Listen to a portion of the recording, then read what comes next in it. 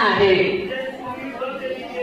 जे सोयीच ते मी केले आहे, धाव संपवली आहे, विश्वास राखला आहे. आता जे राहिले आहे ते हेच की माझ्यासाठी नीतिमत्वाचा मुकुट ठेवला आहे. हालेलुया, हालेलुया, हालेलुया, जोराने बोलूया हालेलुया. या वचनामध्ये प्रियांनो प्रेषित पाऊलाचं जीवन आम्हाला दिसतं. कोणाचं जीवन? प्रेषित पाऊलाचं.